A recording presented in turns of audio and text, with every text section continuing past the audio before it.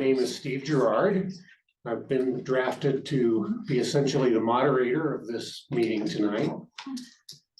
It's pretty fitting that this is Earth Day and we're talking about the gem of our own ecological and wonderful outdoor and available opportunities here. So there's a sign-up sheet going around. If everybody would please get signed in, passing it around. We want to keep track of who's here today.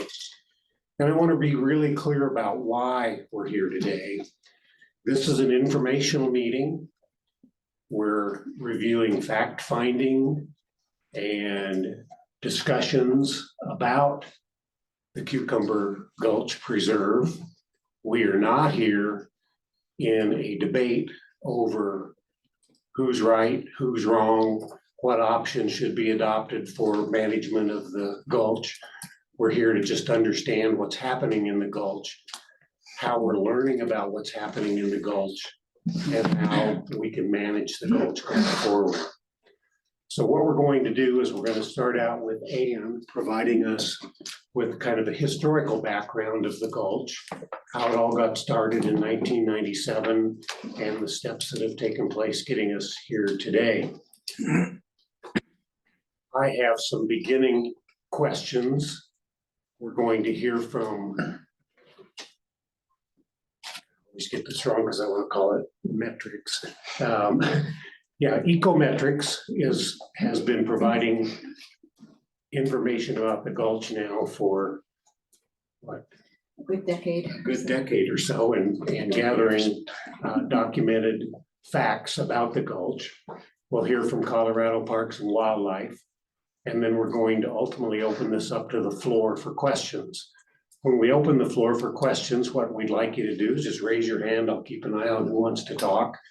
And before you speak, just introduce yourself and your kind of interest in the Gulch, and then ask the questions of the people who are gathered.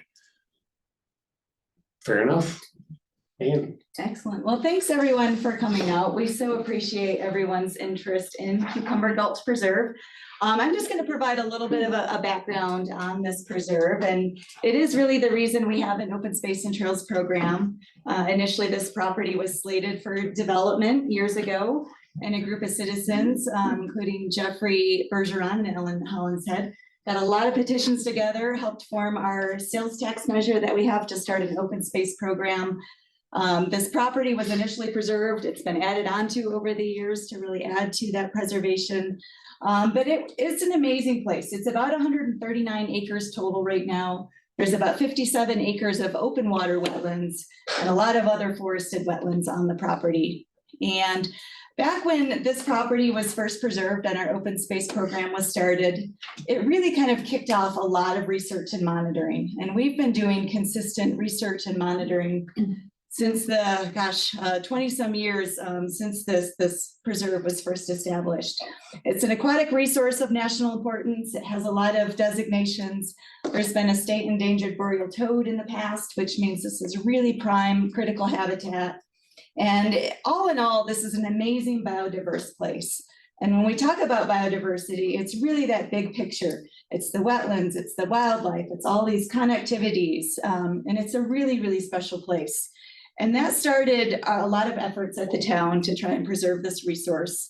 In 2000, we started our Cucumber Gulch Overlay Protection District, which really was trying to limit human resources or human disturbances on the property, protect the natural resources. That led to a slew of other management plans and guiding documents over the years. We had a lot of social trails once upon a time in the preserve. There were kind of trails everywhere. And so we had a 2003 recreation master plan for the preserve, which was really trying to just narrow down and keep people on trail. It led to some other efforts in the following years to prohibit dogs, prohibit camping and fishing, all kinds of things that were just kind of going unchecked there for a number of years. We also had references to the preserve in our 2007 Open Space and Trails Master Plan, our 2009 Trails Plan. And then in 2012, after all of these measures had been taken in Cucumber Gulch Preserve, that's when we started the 2012 management plan. And that listed a lot of council directives for us as staff in managing this resource. And it was really ultimately to try and limit human activity in the summer months. I think we all know the winter months. This area is leased out to the Breckenridge Nordic Center. It's a use that's been there for a very, very long time. So really a lot of these guiding documents are really talking about summer use. And during this time, we also established what we like to call our dark period in the Gulch. This is during the spring calving, fawning, nesting of moose, mule deer, songbirds. And so we really want to keep people out and limit activity, especially from about May till about mid-June. That's when a lot of that essential calving, fawning, and nesting takes place in this area. We've had a standing agreement with a ski resort, which was made a little bit more permanent a couple of years ago, to limit the gondola hour operations as well during this time to really avoid the dawn dusk periods of time when animals are really active and moving around in there. And then the gondola doesn't start up again until about mid-June, which is just to really help protect the animals during that time. But it's been interesting. Since 2012, we've seen just a huge spike in activity in the preserve. As you can see, the yellow are all of our existing trails that we have. And we've since kind of brought on a couple of summer seasonal naturalists on staff so that we can try and better educate. We can redirect people if they're there during that annual spring closure. And all in all, the use has continued and continued and continued to climb. And we've been working with ecometrics, I think, Brad, about 13 years, it seems, although you've done some work in the preserve long before then, I think, in trying to study a lot of these, the vegetation in the wetlands. And we started to take a look at a lot of these wetlands in about 2018. 2018 was a little bit of a dry year for us, but we suspected that there were a lot more wetlands and interesting things happening, including in these upland areas further up Ski Hill Road than we knew. So we started in doing all this wetland mapping in 2018. We continued it in 2019, which was a more wetter year, a little more of a normal year. And the result are all of these blue areas that you see on the attached map here. And every time we research and study this area, we learn something new. And I think we learned that this place is so very unique, a little more special than we realized. And we discovered, and Brad can talk a lot in depth about these amazing forested fens that are also on this property. And so that caused us to give a little bit of pause and really evaluate the human impacts that we have in the middle of the preserve. And one of the things as ecologists that we're always cognizant of is habitat fragmentation, right? So anytime you have a trail cutting through the middle of habitat that we know we have all of these nesting, calving, fawning species in here, it creates a lot of impacts and it creates a lot of disturbance. And so we were really concerned, just increasing trail use through our trail counters in there and learning even just more how special these wetlands were, starting not to see a lot of species that we used to see in here, that we made the recommendation in about 2020 to realign Toad Alley so that it follows the perimeter of the property along that kind of southeast side. And the bright pink that you see at the bottom is option 2, which would exit at peak 8. And essentially, we've had a lot of discussions with our BOSAT group over the years, and we always feel it's really important for people to be able to experience and see things, to be able to appreciate them. There were talks over the years that maybe we should just completely close off the preserve to people, but we don't think people would really appreciate that. They wouldn't really understand it. And so we want to give them, of course, an opportunity to still see and experience the preserve without further damaging the natural resources and habitat there. So that was the staff recommendation initially in 2020, and working with our consultants to try and move a lot of that disturbance out from the core of that habitat. And since that time, the pandemic struck, of course, and we were sort of waylaid a little bit. And we took a look at this again and wanted to see, well, what options really do we have in managing this preserve? One option would be to totally keep people out, which I don't think is something anyone really wants. Another option would just be to keep the status quo. We are seeing currently, on average, about 600 people a day on the trail in the preserve. And I think for perspective on that, we hear all the time from BOSAC and council that our B&B trailhead is overrun. It's overcrowded, it's too many people. Our B&B trailhead sees about 270 people on average every summer day. And the B&B is part of our B&B property that we purchased. It's 1,800 acres with miles upon miles upon miles of trails to go to. This is about 600 people a day on 139 acres. So we're seeing big impacts. We're really worried. One of the options from one of our neighbors to the preserve is to realign a little bit of the upper portion of Toad Alley around some wetlands there. So that's what you see as option 3. I think option 4 would just be status quo to keep what is there. And so we wanted to just have an opportunity to gather information, chat with our experts. We do have Brad Johnson with Ecometrics, who has done all of our mapping, and just walking in the door, Jessica Tran, Yes. also with Ecometrics. Please, Jess, come join us. And so we want to give them an opportunity to talk a little bit about their research and monitoring efforts over the years. They've been amazing partners of ours. And I do want to pass along, I was chatting with Jeremy Huntington from CPW earlier today. He's our area district wildlife manager, area wildlife manager, thank you. And as you might imagine, wolves are a pretty hot topic for CPW these days, and he's enormously slammed and busy with some issues that came up, so he's unable to join us this evening. But he wanted to pass along some thoughts from CPW. And I think the last time they were out with us in the preserve to actually swab and count boreal toads, we were thinking it was somewhere around 2013, 2014. That was the last time that they, I think, were out there. And I think Jeremy's team feels that we're probably not ever going to see boreal toads here again. There's just too much use. There's too much development. Probably unlikely that we will find them here again. Yeah, I can speak on it more too. We had extensive conversations, so whatever Perfect. you Okay. want to, Yeah. I can share a little bit more about CPW's perspective. Awesome, thanks, Hannah. And the other thing, just from Jeremy's perspective, and I asked him, like, well, what would you focus on if you were managing this preserve? And he said he would really focus on these amazing wetlands and fens. And he recommends that any trail be 300 feet away from the edge of a wetland. And that's mainly coming from the Planning for Trails with Wildlife in Mind planning document that CPW put out a couple of years ago. But that's a little bit of a background. Just more recently, we adopted our Open Space and Trails Master Plan in 2023, just a year ago.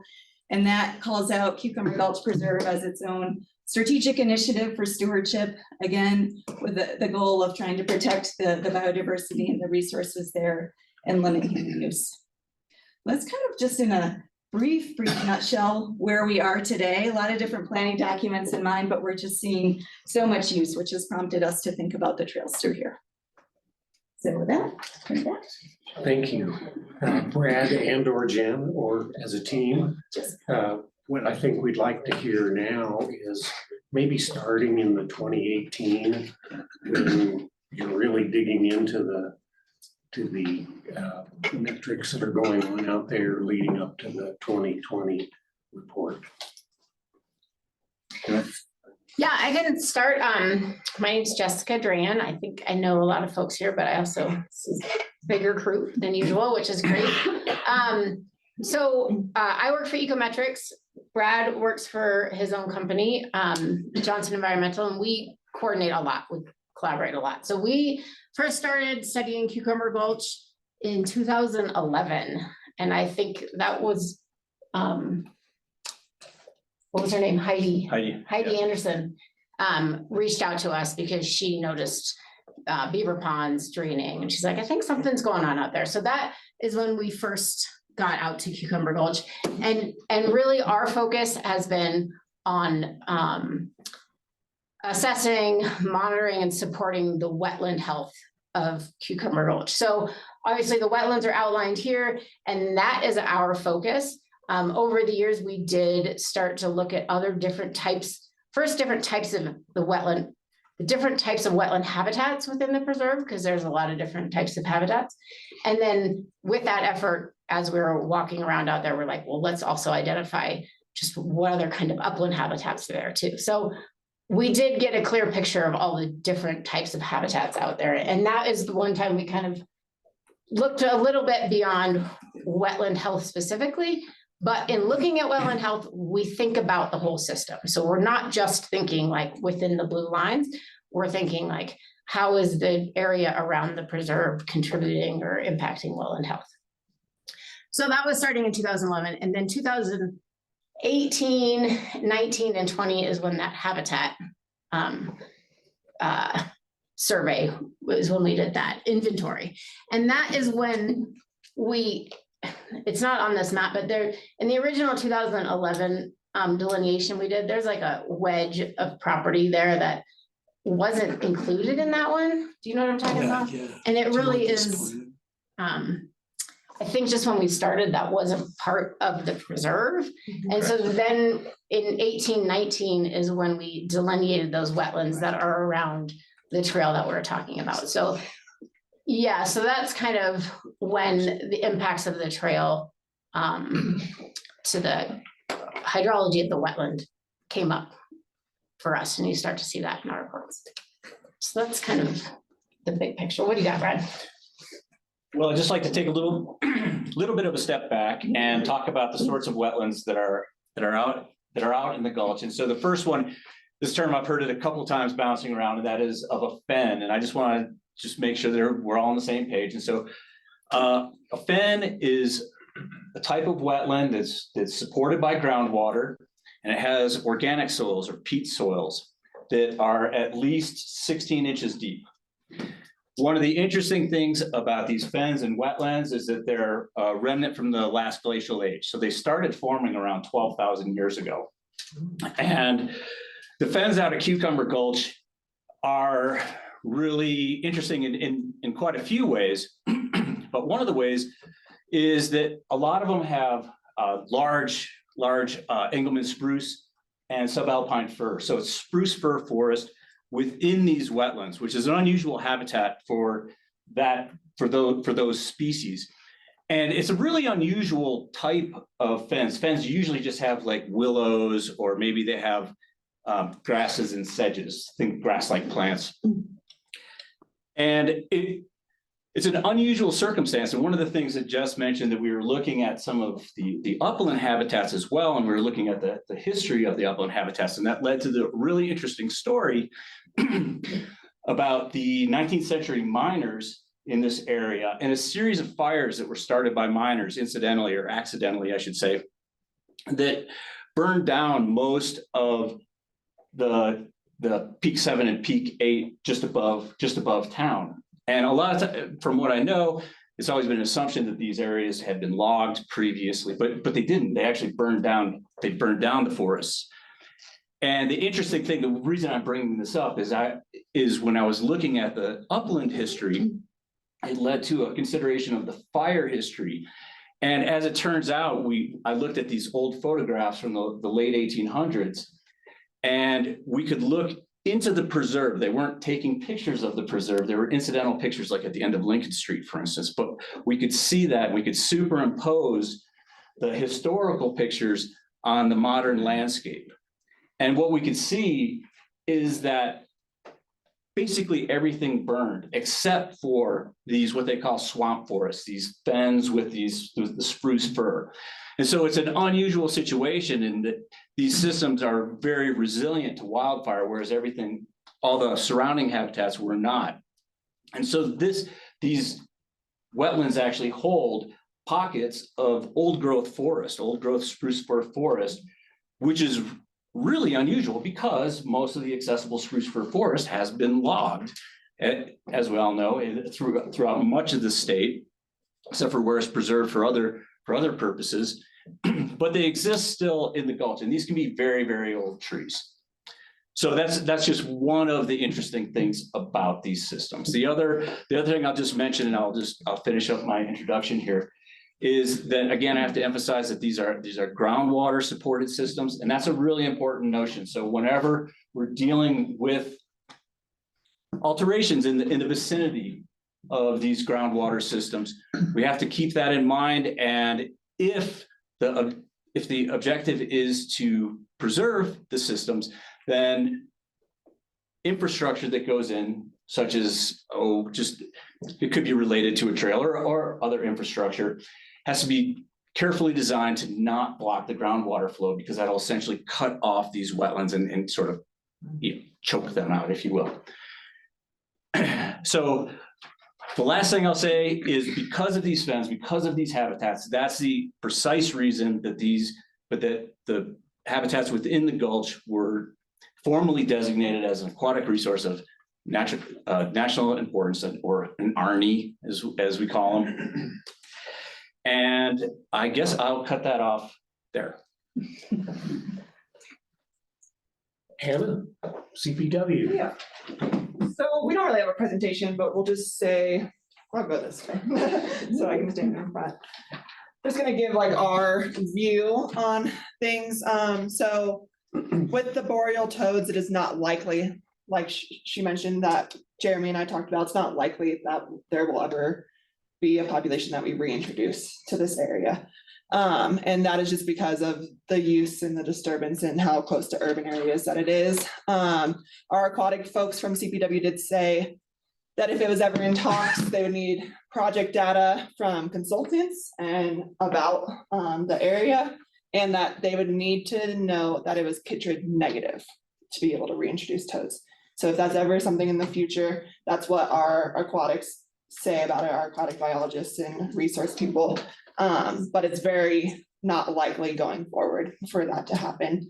On the other side, like on all the wildlife and the habitat side, we just recommend our planning trails with wildlife in mind document. And I brought the executive summary with me today, if anybody would like to look at it, but it just summarizes our whole plan for planning trails with wildlife in mind. And some of those things are using our buffer to wetlands. And it goes through a system of avoiding, minimizing, and mitigating. So it's talking about where we are on that spectrum. So with a trail already in place, we want to minimize our impacts going forward with that trail in place. But those are the things that CPW would recommend.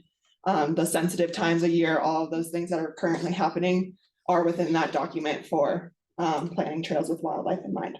So that's all we would like to say, is that it's probably not likely that we'll have boreal toads reintroduced. And in the future, it would have to be a long process of getting consultants out and looking at it and doing testing and making sure it's chytrid negative. And that all of the improvements going forward, what we would recommend is just planning our trails with wildlife in mind, and those sensitive area mitigations and things like that that we can do. If we can minimize before we have to mitigate, that's ultimately the goal with wildlife in mind, because the trails right now, there's no way to avoid the disturbance that we're having on the landscape. So just minimizing our impact to the landscape and to the wildlife before we have to get to mitigation efforts, which would be a bigger discussion after that. So Hannah, one question, Yeah. just to sort of lead off with this. What do you mean by saying there's no way to minimize the impact of the trails on the landscape? There is a way to minimize the impact. There's not a way to avoid the impact that's already there from having the trails. So there's already disturbance on the landscape. And say if you were to totally reroute the trail, it would take years to get that ecosystem and that place where the trail used to be non-disturbed. And that's not saying that people won't use it still as a social trail or anything like that. So there's no way to avoid the impacts we're already seeing, but there's ways going forward that we can minimize those with the thoughts in place here. So the trails are, by being there already, they're unavoidable. The things that we're seeing, the impacts to wildlife and things like that, into the wetlands. But going forward, we can minimize that by doing actions like no dogs and stuff like that. Helps minimize those impacts. And then following up on some of your comments, what was the significance to CPW of the first discovery of the presence of the boreal toad? Oh, it was very significant to us. We value that species a lot. And so that's why we had boots on the ground all the time doing testing on them and going out there to observe them. So it was very important to us that we had a population there. And then did it change CPW's view of the value of this environment when you learned that we weren't finding them anymore in there? I would say it just alters it a little bit without that key species, because there's such a big species that we care about. Without them there and not being able to see them, we start to think about more minimization efforts and more what caused that, and more was it the disturbance? Was it hikers coming through there that were carrying stuff with them that could have gotten into the wetlands, stuff like that. So it's not that we value it less, but those species have a very niche habitat. So that's what's important, is that like moose, the other wildlife that's there, moose and deer and things like that, they can use all of this. Like we see them on urban interfaces all the time. So they have tons of habitat in this area to go into, but the boreal toads, they have very specific habitat. So it just changes the way we look at things a little bit more, but it doesn't decrease its value to us. Thanks, and you'll be subject to questions. Okay. You can either just, Perfect. I would maybe just sit right there. Okay, I'm gonna grab my water. So then, turning back to Brad or Jim, you're listening to those two questions. Do you have a different response to either of those questions? Insofar as in what aspect? Because this is an agency value on habitat, so I guess more Does it specific. refocus your view of the studies that you've accomplished to hear CPW's view of the Gulch itself? For me personally, it wouldn't refocus my view, other than, a lot of times we talk about local extirpation of species and things like that. But we typically look at it as something in the future, something we're looking out for. Maybe it's something that we're viewing on the horizon. But what this is sort of showing me, when I try to take a step back, is we are looking at the local extirpation of species sort of in real time. We're seeing it now, and I'm not a wildlife biologist, so I'll defer to others, but elk are pretty much absent from the Gulch now, and I think that they leave around 2013. I think that was the last camera or observation of them. So that was sort of, and elk are ubiquitous around here.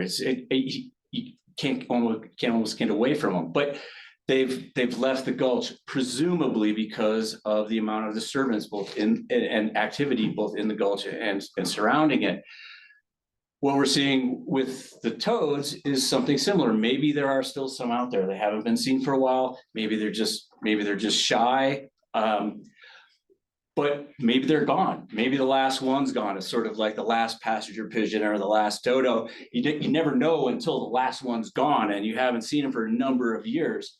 So until you can actually pick up on that. And I suggest that the evidence suggests that this is what is happening currently. So that's how it refocuses my view, that this isn't a theoretical possibility. It's something that we're actually all witnessing. Yeah, I wouldn't say that's surprising at all. As one of the people that has been out there walking around looking for toads, and I think there hasn't been any evidence of breeding since '99. So maybe we've been seeing individuals here and there, but it doesn't surprise me that there's not a sustainable population there. So that totally lines up. And then why would they come back? I guess we don't know if it's chytrid positive or not, because you can't, correct me if I'm wrong, but you can't test for chytrid unless you have a toad to test on. So we don't know the status of chytrid out there, but what we've seen during our time of monitoring is just increasing pressures. So it's not surprising to me.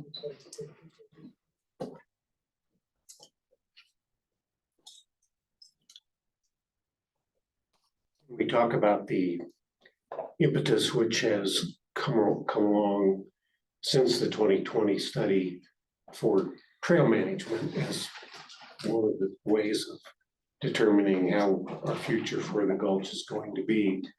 Does the absence of the boreal toad play into your feeling about trail management? So we try to look at our assessment of wetland health by looking at impacts changes to the natural system. And when we see those impacts, we say, okay, well, what's the severity and extent of this impact, right? So when we first saw that trail in 2011, we said, okay, well, here's a trail and its impact is the physicalness of it being there, right? Its footprint, and then how much it's used would be, and by who it's used by, what kind of activities. So that is the way I look at wetland health. I think when we get into a lot of those specifics of like what species are there and what native species are using the habitat, and if they're present, of course, there's going to be an interaction there. So not having a native species would, in my head, would make it less healthy.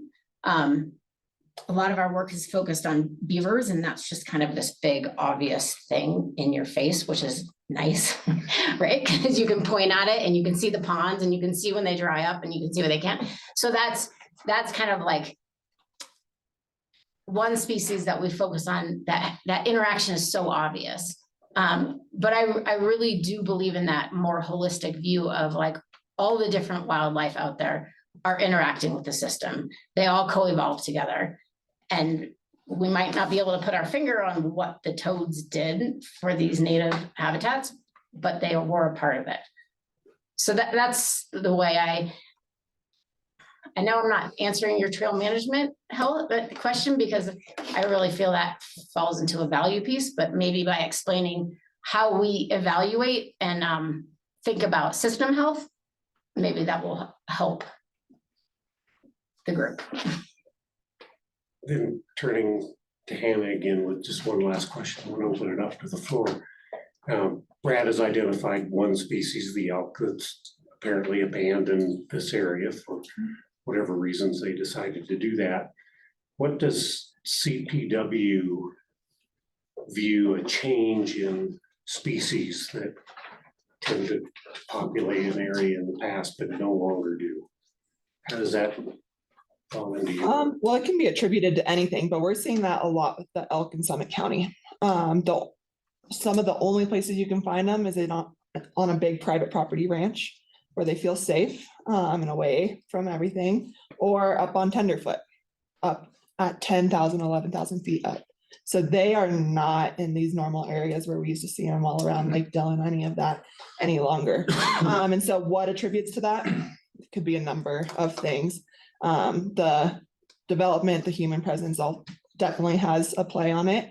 But it could be attributed to a bunch of things. And when we look at it, we're trying to think of not necessarily how to bring them back down to somewhere where they used to be, but how to protect them where they are and where they're going to be going.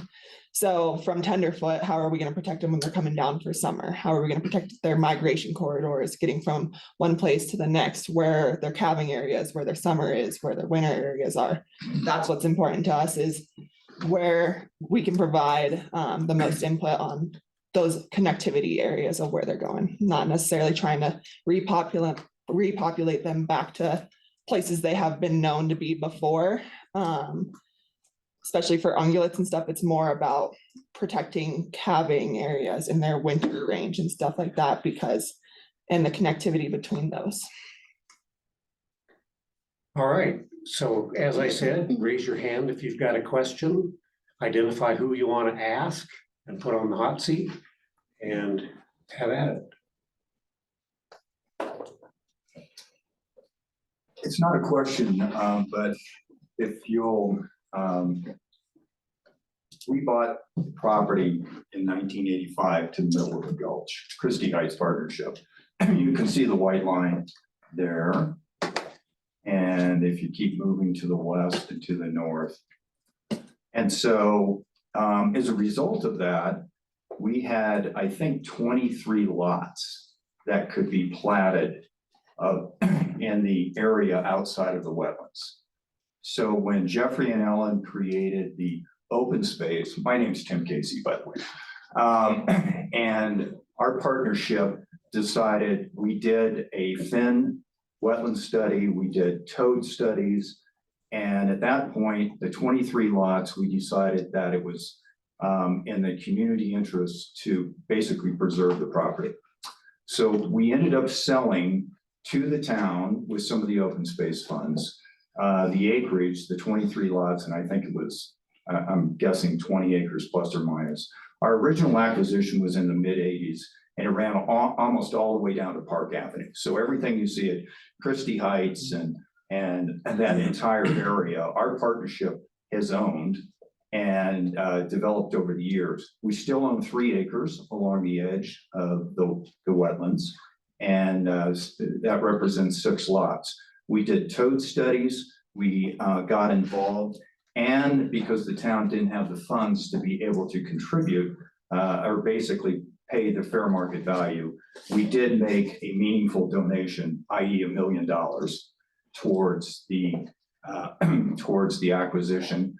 We also subsequently contributed the Nordic Center and then 1.5 acres there. But it was interesting because our studies indicated, specifically regarding the toads in the wetlands, that it was an increase in UV radiation worldwide. That was the culprit that was causing the toads in this particular area to be, to basically be diminished at that point. We also had an expert that had us building toad condos. I don't know if you ever heard of toad condos. We spent about $20,000 building toad condos along the edge for habitat, which was, As timeshares? yeah. Yeah. We got free parking. But anyway, long story short, this whole area, when we did the donation and it was all created, we looked at ACEs, we looked at various projects, helical screw boardwalks. And we said, it's important to preserve it. It's important to protect it so that people can use it. And there was supposed to be a boardwalk throughout this area that was part of the entire program. And Toad Alley at the time was supposed to be a helical screw boardwalk, so people could walk along it so that they could access the beach trail. I know lots happened in the 38 years that we bought it and when we made the donations and got involved.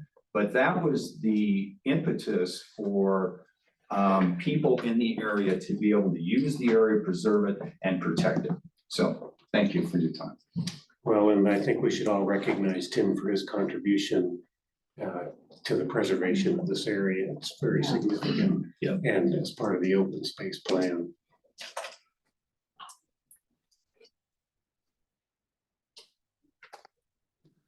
In the back. Hi, speaking of groundwater, my name is Beth Groundwater.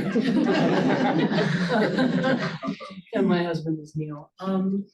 My interest, you asked us to identify what our interest is in Cucumber Gulch. My interest is mental health. We live near the area and there are a lot of Breckenridge workforce people that live near the area in Gold Camp, Beacade Village, along Grandview and so on. And walking in the forest has been shown to have a direct connection to human health. So I use that trail at least twice a week when it's open. And it's a huge contribution to my mental health. And I'm sure that's the case of a lot of them. So that's my interest. And Cucumber Gulch is staying sane.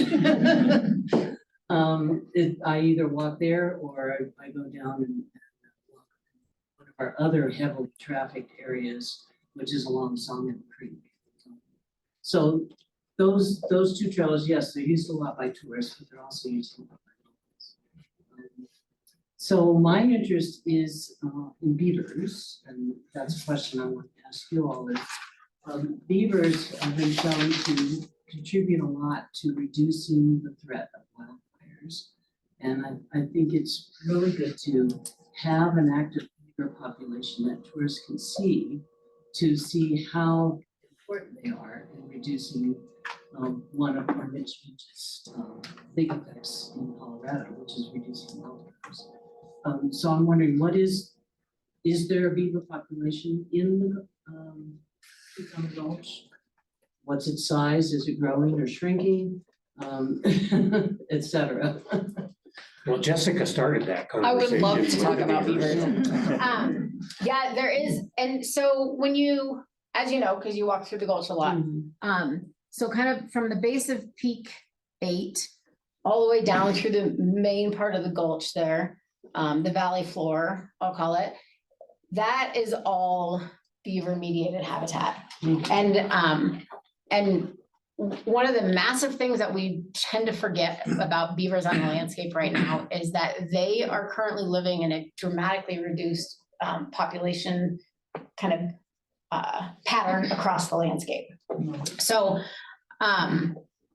but Cucumber Gulch is big enough that what we see is colonies kind of being active in different areas at different times. So we usually see 2 to 3 colonies over the last 10 years, that is.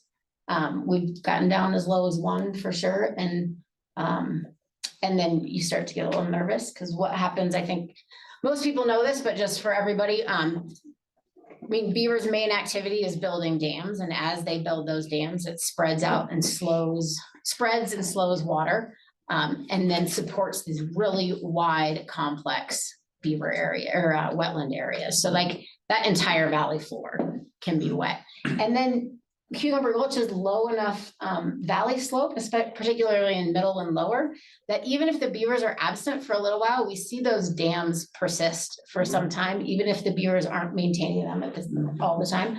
Upper Cucumber Gulch is a little steeper, and so you see those dams fail a little faster. There's just more energy in the system. So you see that being a little bit more dynamic, and so you see that fluctuate. And how do beavers handle humans? You know, that some species are more put off by humans being in the area than others. Yeah. Have there been any studies on that? Not directly. I mean, our observation, both in Cucumber Gulch and sometimes like driving down the road when they build a dam right by the road, is that their tolerance varies, but they can be quite tolerant. And I think what we see in Cucumber Gulch is where the trail crosses beaver habitat on the valley floor there, it's not really an issue for them. The one other spot, there's like kind of a drainage coming down from more the northern part, and there are historic beaver dams in there that we haven't seen reoccupied in the since 99. So there's more potential habitat they could occupy, I guess is the point with I that. know there's evidence of them along the Blue River too. Yeah. Yeah. And the more, same with any type of wildlife, the more interconnectedness that animals can have. And for beavers, they are notoriously awkward and slow on land. So they're quite vulnerable to predation. So they're safe places in the water. So if they can move up and down different waterways. Right. So the Blue, imagine the Blue connecting all those different waterways, that tributaries that come into it. So that connection is important.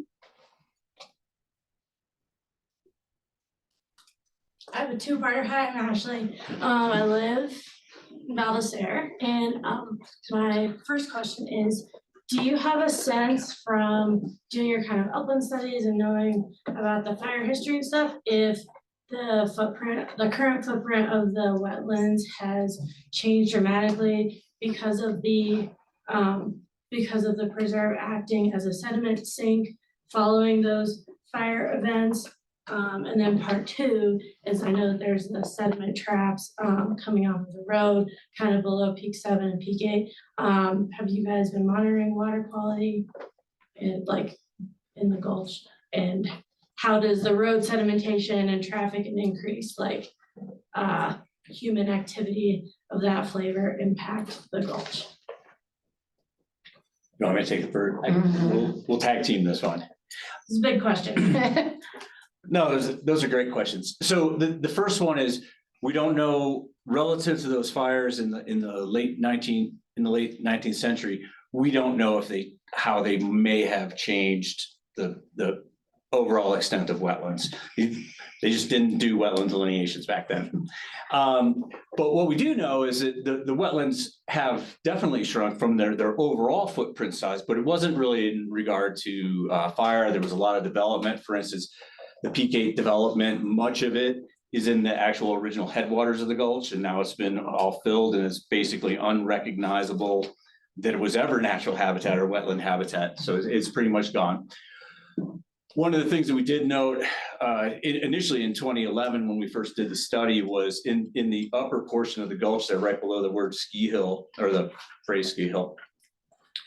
In 2011, that almost that entire section, that upper lobe there, in that where the cursor is, was being dewatered because, and for exactly the reasons that Jess was just talking about a second ago. The beavers had left because of, and one of the things that this might come up several times here today is that a lot of times there's not just one stressors, there's multiple stressors and they're cumulative. And so it's not one thing that's causing the toads or the beavers or the elk to leave. It's many small things.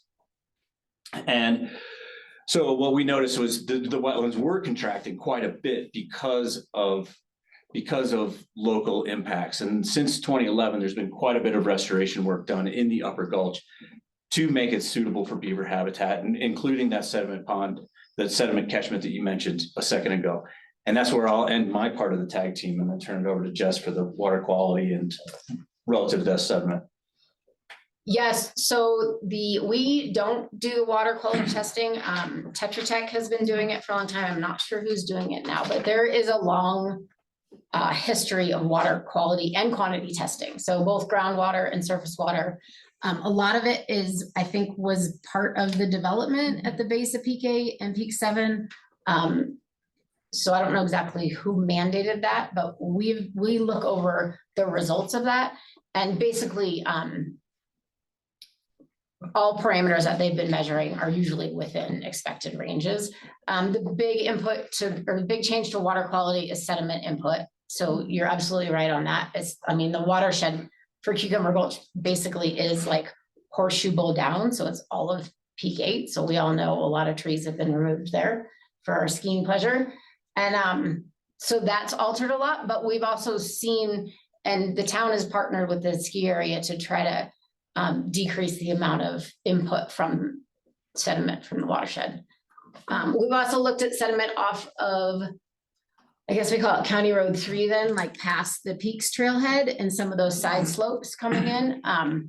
And selfishly, we didn't follow up on a lot of that because it wasn't going in the wetland. It was going in the upland, which isn't funny, but that's just not our focus.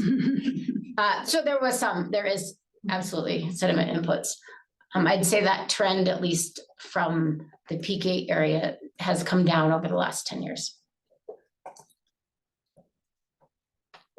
This is just a related question about the water. I'm curious, and I've been meaning to ask you this, Jess, every year and I forget, but have you ever assessed if like Flora wax, which is now outlawed, but not too long ago, affects anything in the Gulch?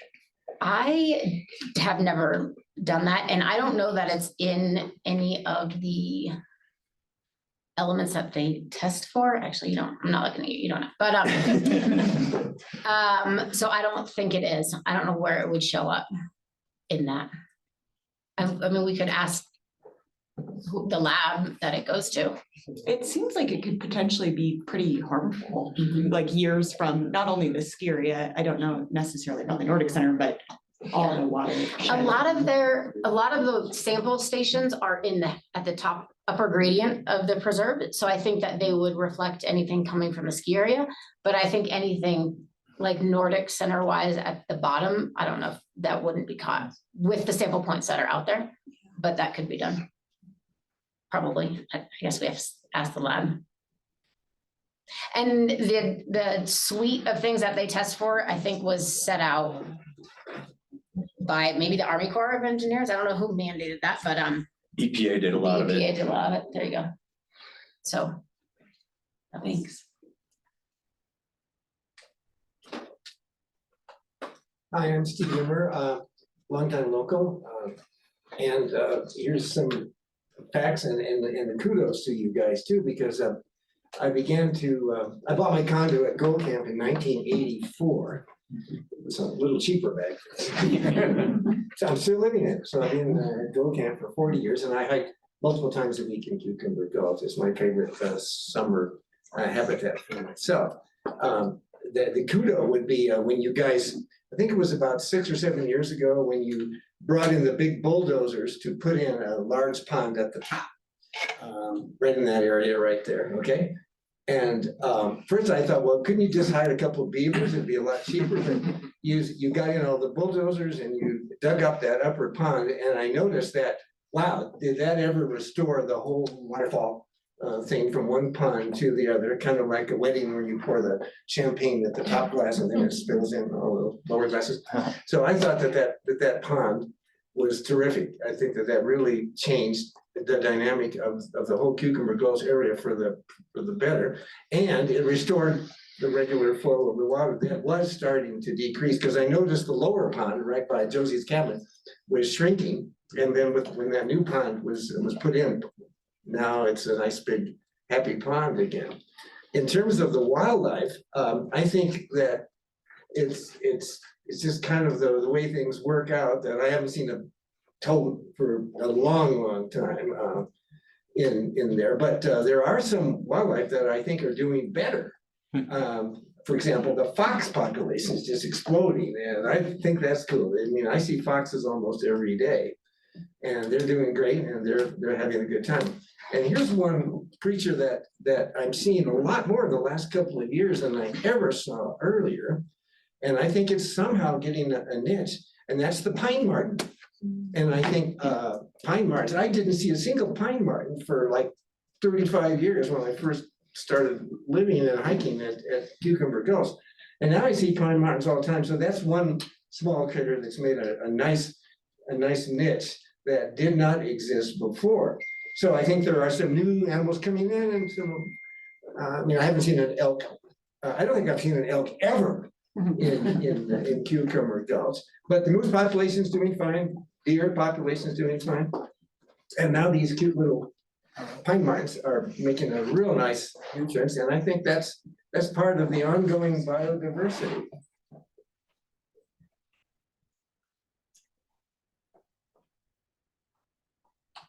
Well, people are thinking about questions, and since one of the main issues that surrounds the reason for this meeting is trail development, Hannah, I'm going to turn to you. Okay. So we have a preserved area, and there's a possibility of the construction of a new trail. What does the state or CPW require by way of studies or participation if there's going to be a new trail in a preserved area like this? So we provide recommendations to anybody who's looking to form a new trail. So that's what we call a land use comment. And our recommendations are similar to a lot that we write in the Trails with Wildlife in Mind. It's construction hours, it's construction time of year. So doing that in the less sensitive. So during summer is what we recommend. And we recommend doing it only between 9 to 5 to avoid dusk and avoid dawn. Because those are the times when wildlife are most active. It's making sure you have those buffers in place and things like that. But we only recommend these things. If it goes through development, we currently don't have anything in a place to require something like that. But those would be our recommendations that we would write to any proposition for any trail being built, whether it's on a preserve, whether it's on a ski area, anything like that. That's what we would recommend. Those recommendations include alignments, trail alignments. Like where they're gonna go? Yeah, we would provide recommendations on that to avoid sensitive habitats and buffer out those habitats, or to avoid like calving areas or winter areas for ungulates and things like that. So we would provide all that information with those recommendations as well, but there is no way to say that whoever is developing it has to follow those recommendations. You already commented that existing trails which are abandoned or no longer started use continue, and it takes years for them to change. Would you, if there's a trail realignment, require or recommend doing some kind of mitigation to a trail that's been abandoned. Yeah, there are definitely restorative things that we would recommend, closing off the area, providing educational posts about the restorative things that we're allowing the habitat to go through. We can push that process along with those kinds of things, and whoever is developing it, we can give them recommendations on what to push along on those routes to make it the natural habitat come back like it was before that trail footprint was there. And we would recommend closures and things like that as well with that. They're hard to enforce though, so that would also be a recommendation, is enforcement and education, so. My name's Duke and I'm on BOSAC. And Hannah, question, thanks for being here. Yeah. I'm just wondering, you talked about earlier trying to minimize the impact of human use in trails. And you said before you have to get to mitigation efforts. And I'm wondering, how do you measure the threshold at which point you have to get to mitigation efforts? Like, what are the benchmarks that you recommend using for that? Yeah, so I'm not sure exactly. I'd have to do some more research into it. But it's just minimizing it so that it doesn't get to a point where we're harming the wildlife and the habitat to a point where it can't recover. So I don't know how you would go by measuring that.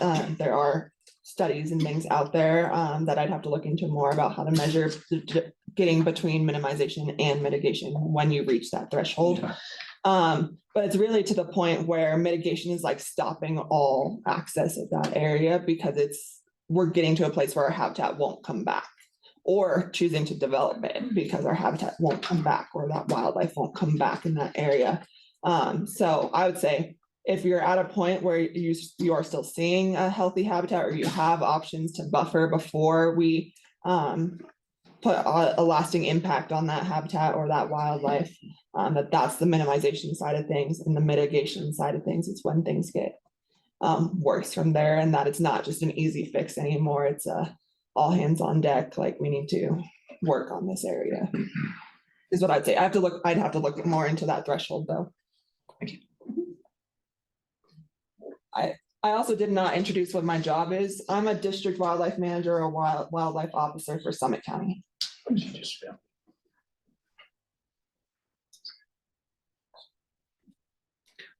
My name is Chris John, and I'm from the Christie Heights area. I can see my house right there. And I'd like to associate myself with the comments from the delegates from Emerald Forest over there, the groundwaters and the Park Forest. I walk my dog by the place all the time. And the gentleman from Gold Camp. We moved there in 2007. We raised our family in that neighborhood. I mean, most of you, for those of you guys that know me, I'm a Boy Scout guy in Summit County. And my son, I mean, we cherish this place a lot. We spend a lot of time there.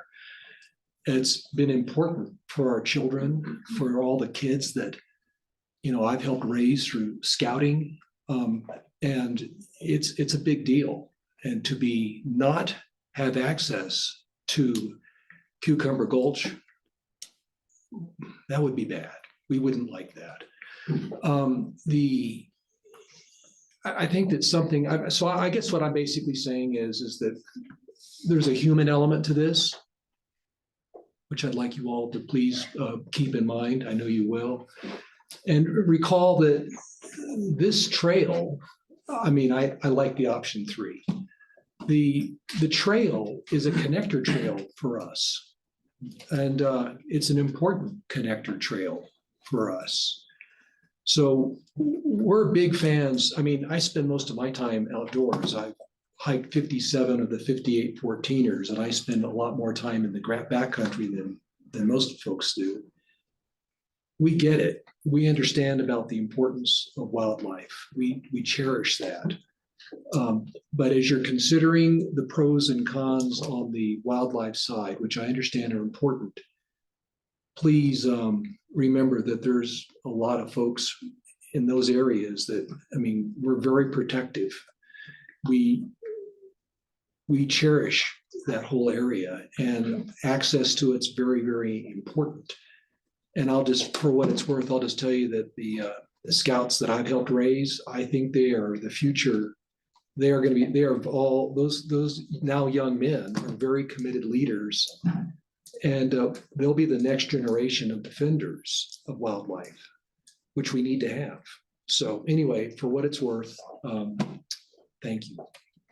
I don't think there was a question there, but I appreciate your interest in the decisions that have to be made, but we're not going to take any kind of votes on who's on what side or what we're recommending. We're just trying to explore the facts as they exist. Okay. Have we noticed any impacts on the wetlands from users veering off the trail and causing further or damaging more from not staying on Toad Alley, but having the desire to just explore one way or the other and stomping around? Is that something that's been witnessed as being impactful? I'm sure it's happened. I feel like that did come up in reports a few years ago, and like points of access has been a big question, you know, like if it's everybody knows, like the ungulate observation point, like that didn't have like a solid fence around it for a while, so people would wander in. Same from like Josie's cabin. There's been a few like pretty popular spots. But I don't know if I have any proof for this, but I know that the trails has been building more like buck and rail to make it a little bit more of a solid barrier as you go through. So it's like that, this is the trail, that's the preserve kind of a thing, and stopping that. That's the best answer. I don't know about any particular social trails that pop up. I think having our naturalists there, which have been on staff now for a few years, go a long ways towards preventing a lot of that social trail use, because they're a constant presence in the Gulch there. I think it used to be a lot worse. That's my memory too. Yeah. I guess the follow, my name's Jay Beckerman. I'm this member of BOSEC. And then the follow-up is that we discussed minimization tactics and whether, you know, things that we've done. You stated some of those earlier with the no dogs, or even limiting group size to 8. And some of the things that were thrown out was maybe even further limiting the size of groups that are allowed to maybe 4, or and there are some other things set up. And I guess what is, from experience, the biggest bang for your buck as far as effectiveness of minimization tactics that go the farthest, that are still out there to be implemented? And I'll throw that out to whoever. Might be a question for Tony. I guess my that follow-up question is like, what are we trying to minimize? The number of people and the number of people in the Gulch, or the number of people on the trail, like kind of dialing in what is it that we're minimizing? And then going from there, and that's like a people management thing. Do you have a point? Yeah, I would say the buffer is pretty important to us, giving that space between the sensitive habitats and sensitive species. So there are different buffers for different species. And so tailoring the trail to meet that buffer with your different habitat and different species is probably what's important to us. And I'm not sure if that's followed through with the whole trail system that's currently there, but that would be what's most important for us, to give habitat the space or wildlife the space, and to give the habitat room for that disturbance to buffer out. If I could just throw a couple things in, sort of hit both your initial question and your follow-up. I would say I haven't noticed any widespread, not just social trails, but trampling and things like that out of ways. And there's some advantages here, because a lot of these habitats are really wet. And since people aren't running around with their waders or irrigation boots, they tend to want to stay on the trails. So there's a natural sort of tendency to bring people to the trail, the little dry, the dry part. But what I will say is that in thinking about a trail, once you have a trail, the trail is not just the trail. There's a trail and then it has its own little buffer of impact area. People stepping off the trail to let bikers by, have lunch, all these things. So it's not a 1 foot wide little foot trail. I mean, most of those, like the Toad Alley's wider than that, but it's not just that, it's that plus its own buffer. So that's just something to consider. And then another aspect of that, just trail use and near off trail use is up by option 3 there, that, and this doesn't have it to do with that trail, but just right in that area, for instance, there's one of the wetlands that we call trail fen, because the trail goes basically through it.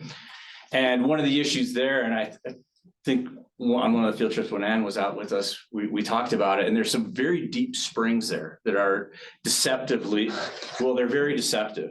The hole might only be about this big around, and it has like a little mat of moss that covers it, and it looks just like you could just walk right through it potentially. Maybe you're off trail a bit having lunch or something, like, oh gee, look at, there's some flowers, you want to go look, but these are about 8 or 10 feet deep.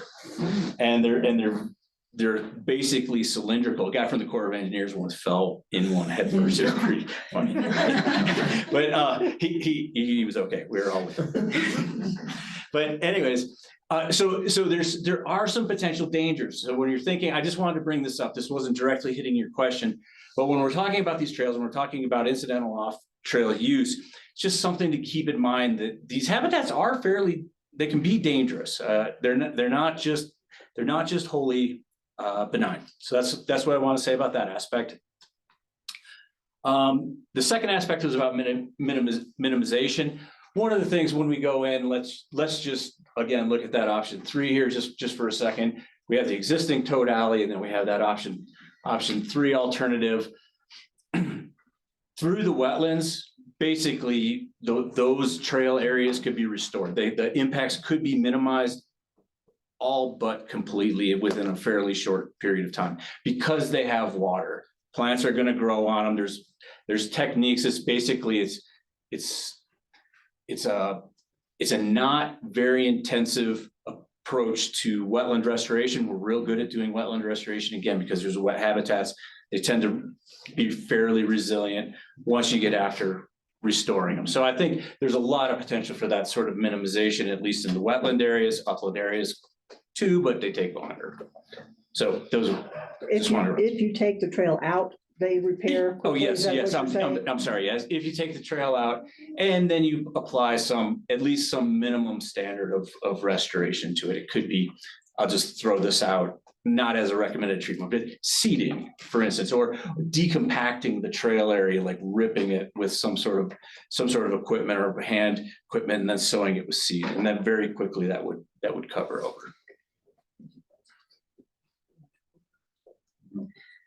I have a question. It might be really similar to Duke's, Kristen from BOSAC.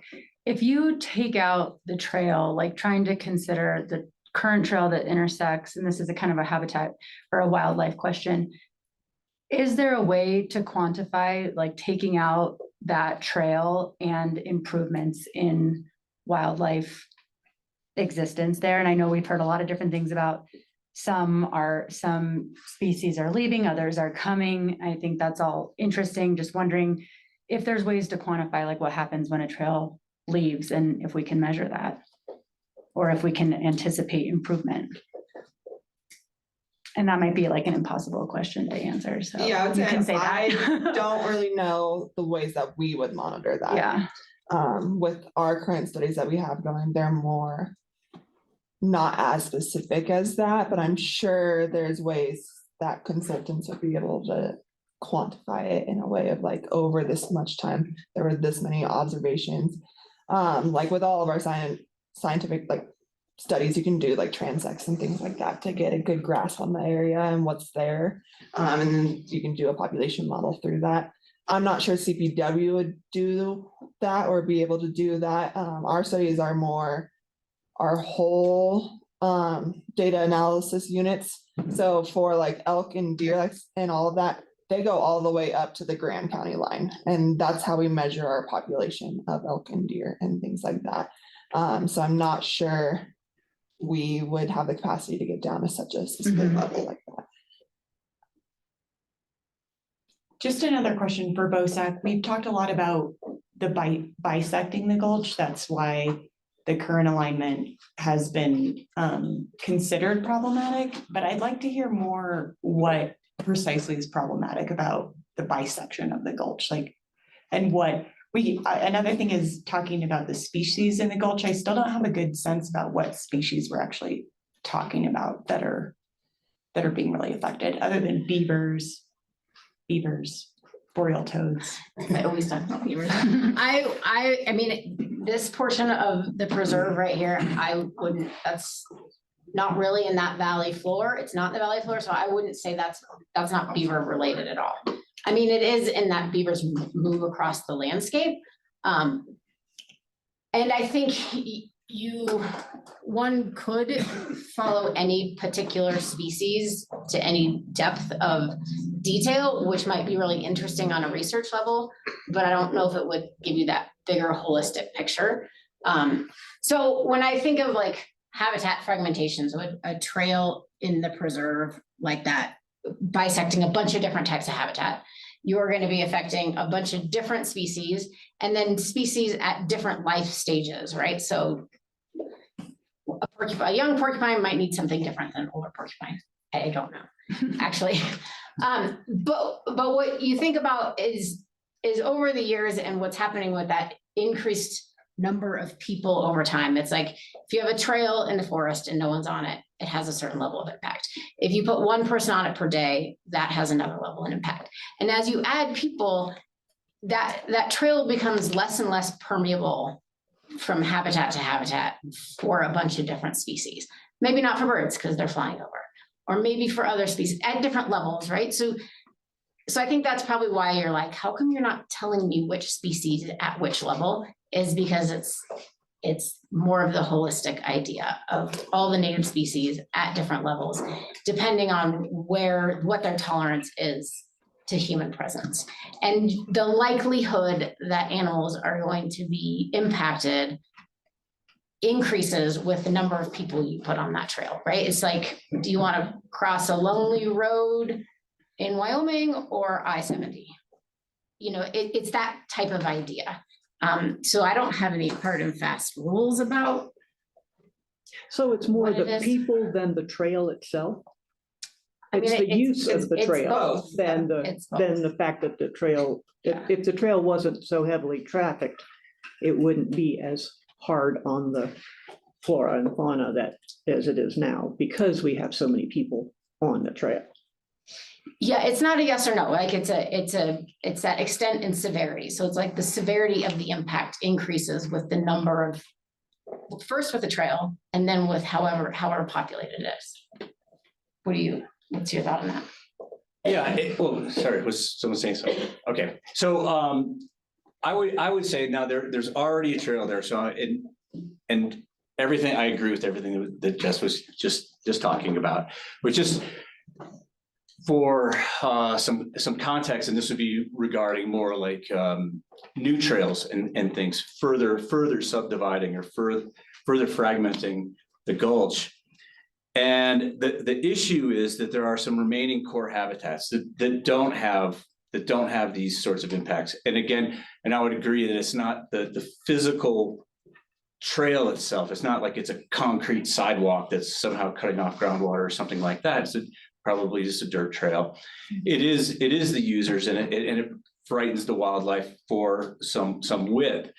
The important thing is that the internal part of the preserve is kind of that core habitat, a safe zone. And so I might liken it to we walk around in our active lives, and we might be in a city and we hear cars honking and things like that. And then you retreat to your house, your own core habitat, your own safe zone. And it's much quieter, but you might still hear the din of traffic out there. Then when you get into your bedroom, it's very quiet, and maybe there's a little bit outside noise, but you can be fairly relaxed. But then you can imagine if every so often someone came into your bedroom with a car horn and then just blew it, all of a sudden that's not your safe spot anymore. You want to leave that area. And where do you go, especially in a relatively small habitat like that, at some point, there's just kind of no safe spot to go where you're isolated from that outside noise of trail users. In this case, there's other things that could come with it. So it's a sort of an analogy just to illustrate this kind of issue with fragmentation, why the core habitats are important for a variety of wildlife, not just one species. But you can imagine you go bombing down the trail on your mountain bike and you see birds flutter away. Well, that's it right there. And it might seem fairly benign to you, but that costs metabolic energy, and there's other issues associated with it. So it comes down to how large of a concern is that for a nature preserve, or the way in which the preserve is managed? Is that an acceptable level of disturbance, or is that not an acceptable level of disturbance? I think is how I frame it.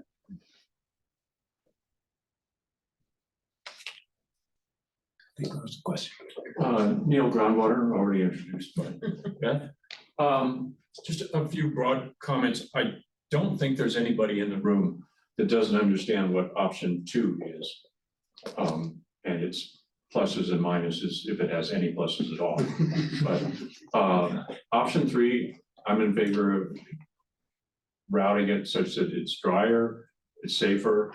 As far as compaction of trails, once you've had 50 people go on a trail, ever, they're going to be here for another 25 years. The trail's going to be there. People are going to wander into the Gulch, and they're going to go, look, there's woodlands, no matter how many signs you put. And actually, there is signage up at the top up by Peak 7, but I live along Grandview, and I don't really know where the entrance is near the Nordic Center. Nothing funnels me from the road to a trail with a sign. You can find it, you can stumble on it, but there isn't a funnel there somewhere that then says no dogs, and I'd be happy if there were no bikes.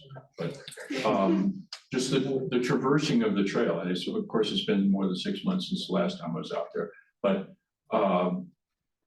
I think some guidance, some more elevation, turnpikes, if that's what it takes, or walkways to guide people, and both of those might narrow the trail a bit.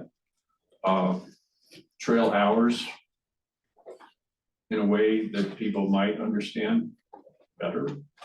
They understand them at all, whether you're supposed to be there at night or not. I didn't see a sign, it was dark. Yeah, the rangers are a good idea, or the guides, whatever, that's a great idea. Abandoning a trail is hard. As Tony will know, we've worked on a number of projects. We say, oh, we want this trail over here now. And you have to move a lot of material before people won't just sort of gravitate towards an open space to walk. I'm all for the mental health aspects, though, of just going over there and getting away from my wife. And Steve. Yeah. So that's not a question. I'm going to follow up that kind of non-question again. If we were to proceed with an assumption that the trail is the trail and it's not going to change, how would you rank the steps that could be taken for impact minimization? What's the most important? And then other things you can do. I mean, we're wetland people, so restoring, like, there's a few places it's quite obvious that the trail is cutting off flow. And I think there's probably some pretty easy fixes there. Like what? That you just make the trail permeable in one way or another to allow flow to go underneath. So could we raise it? Bobby's thinking I'm gonna go second. Yeah. So could we put like a raised boardwalk kind of thing? Would that Yes. be less damaging to the fin than what we have now? Yes. Yes. Exactly, and it would be just as this is again sort of semi-hypothetical.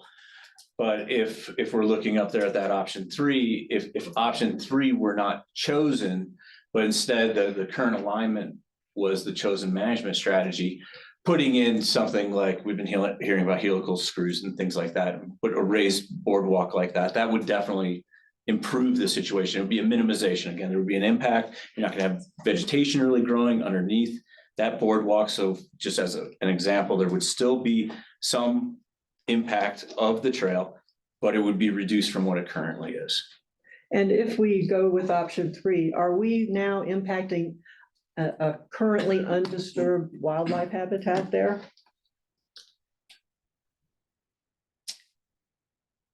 And it is.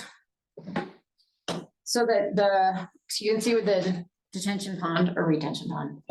You're talking about 3, right? Oh, Yeah, if 3? we Oh, were to yes, do 3. 3, or is that an undisturbed area where wildlife congregate?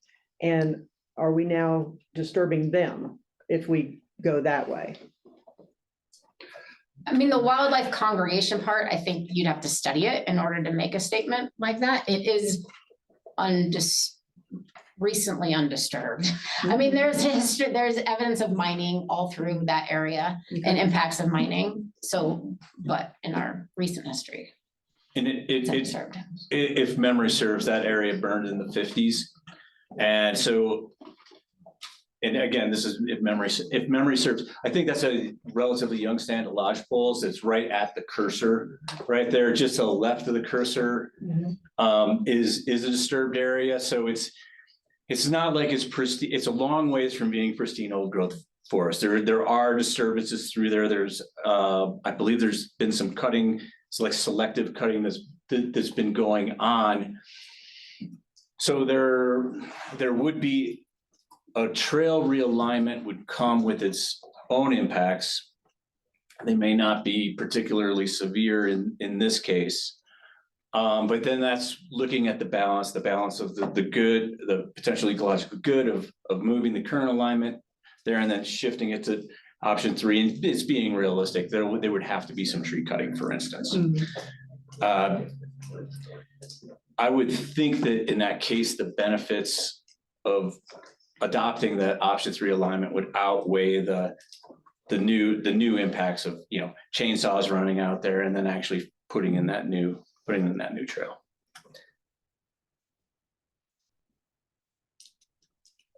Sort of in a ranking of things, okay, you're gonna repair some places which will make the water flow better and more naturally. What else would you do? And I'll just throw things like, is it management of the times that people are allowed on the trail? Is it the number of people on the trail total? Is it the number of people in a group? Can you kind of just rank those a little bit?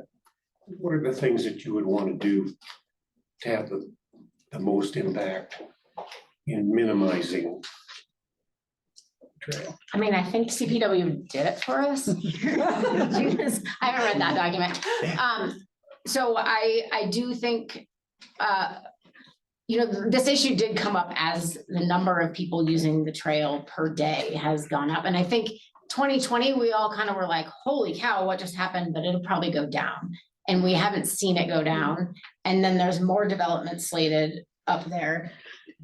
So who knows what's gonna happen in the future, but I don't see the total volume go down. But that was the thing that kind of hit our radar as far as system health is the likelihood, the kind of persistent use throughout the day. And of course, the town has tracked, what time are most users in there. So I think you have a lot of that data if you wanted to avoid like dawn and dusk, kind of similar to the what the gondola does.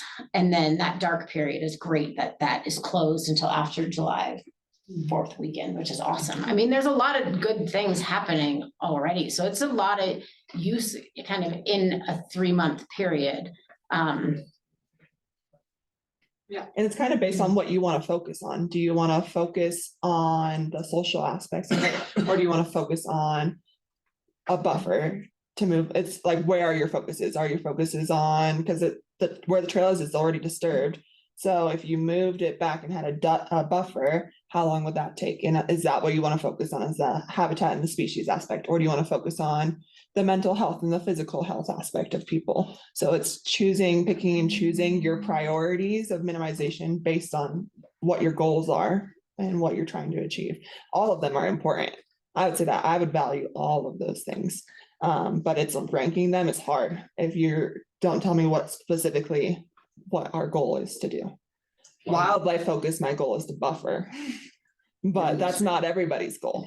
And that's a lot why this meeting is being held, is because all of those goals are, all of those minimization efforts and all of those mindsets, wildlife, habitats, physical health, mental health, users, all of that is important. And there are minimization efforts for each one of those. But it's just, what are your goals of that, and which minimization efforts then meet your goals? So I would have a hard time ranking it if I didn't know specifically. Hi, my name is Wendy Wilkerson. I'm a hiker for my mental health in there, and I'm also the manager of the Welcome Center. So I come at it from two different perspectives. And I wanted to talk a little bit about the gondola. When we get guests in the Welcome Center, one of their favorite experiences is to go up the gondola, look out for wildlife, particularly families. They may get off, go down into Cucumber Gulch, and they have the ability to do something right there they don't get many places. They can hike downhill with small children or elderly people and get back on the gondola and then make their trip down to town or up to 8.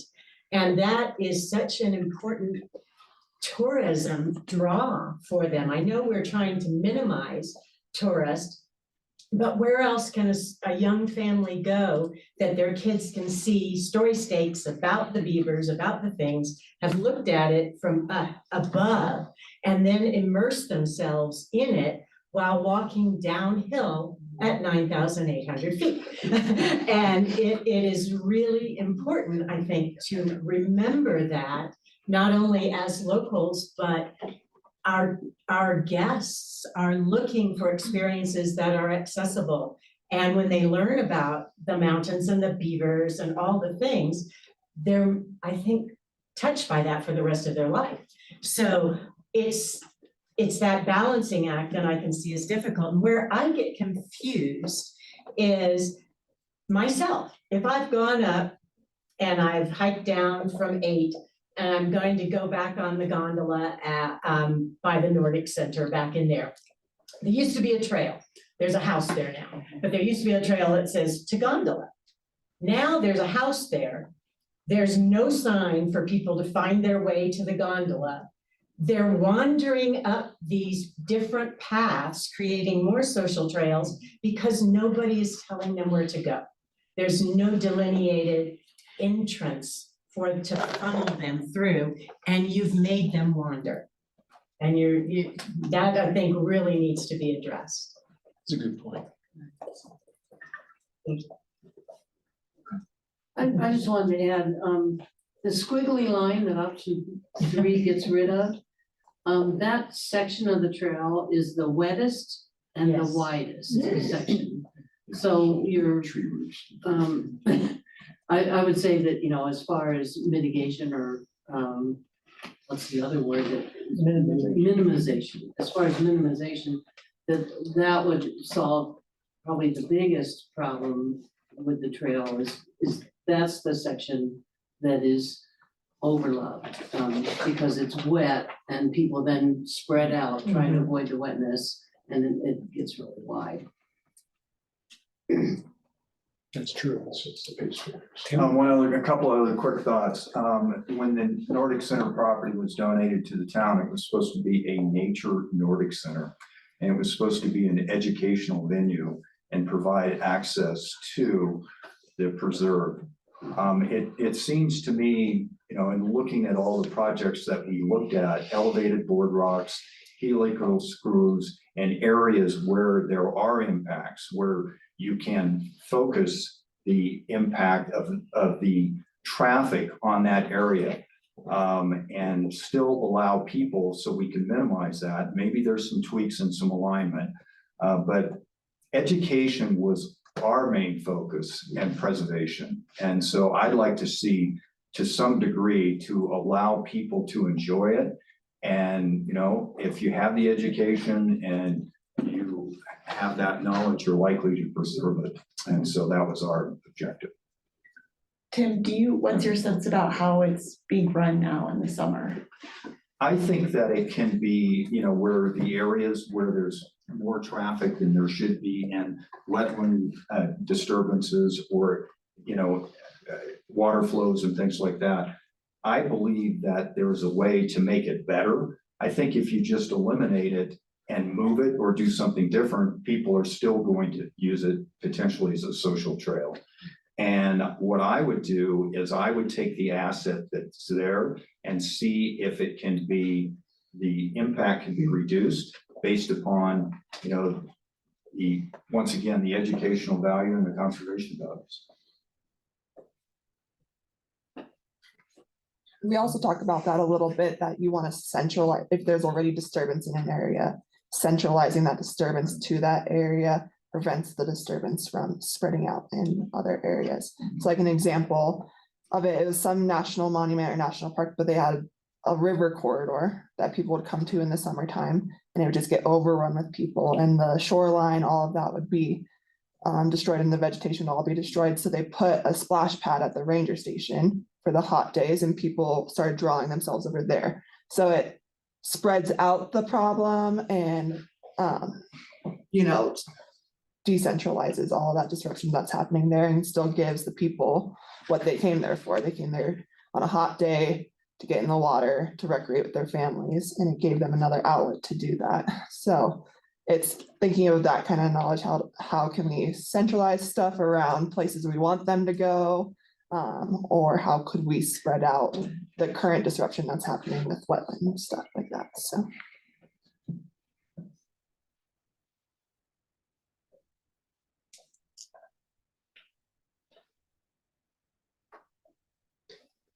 I'm gonna do a going once, going twice. I'll toss in one more. It's sort of the same thing I said before, but, you know, by introducing the people at the top there at option 3, or the current option 3, as was suggested, you spread out because you're trying to avoid a damp area. That sets the pace. Now you're just willing to wander all over. Then the trail narrows down, and it is pretty good trail. It's similar from the Nordic Center. In the summer, if I come to the Nordic Center as a bus stop, for instance, and want to go to the trails, if I go into the Nordic Center, there may be a wedding going on. There's a new street with homes along the east side. Somewhere along there you can get in. You can wander, you can get a little bit in between the homes that are there off Grandview, or the extension of Grandview. But again, I've spread out, and there's a handful of ways to get to the formal trails. But I think that sets the pace for the expectation that people can say, oh, I could just wander around. Look, there's a trail here, there's a trail there. And narrowing that, throttling that a little bit may help overall throughout the rest of the trail. Now, you sort of need 3 entrances, the top. So all the timeshare owners at the peak gate and so on can get in, the Nordic Center, and then the gondola station, Shawkins gondola station. Those are the 3 main entrances, and they have to be narrow and they have to be well signed.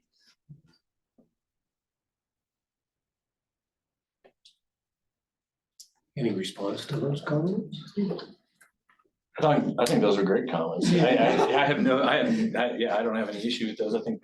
I agree, and Neil, we are gonna be working on a formal entrance up by the Nordic Center as well, putting in a nice trail entrance, a nice signage, informational. Which Saturday is that?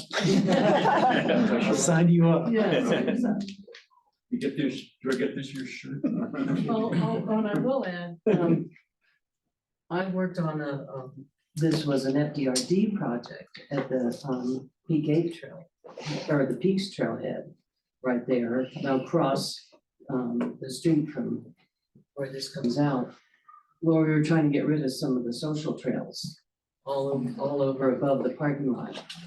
It did not work. Did not work. We worked really hard to hide all those social trails, plant trees in the middle of them and so on, and they were all ripped out within 2 weeks. One other thing, just, you were saying you were working on things around the Nordic Center, but so many people exit the gondola at Shock Hill. That would be really important I made a mental note of that. Nancy? Wendy. Wendy, thank you. Yeah. Appreciate it.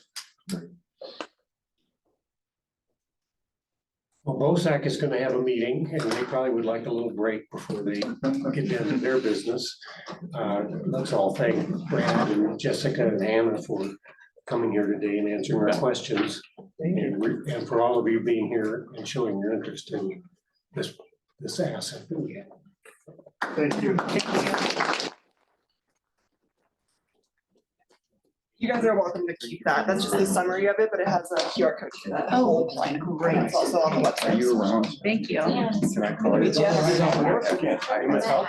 So, yeah.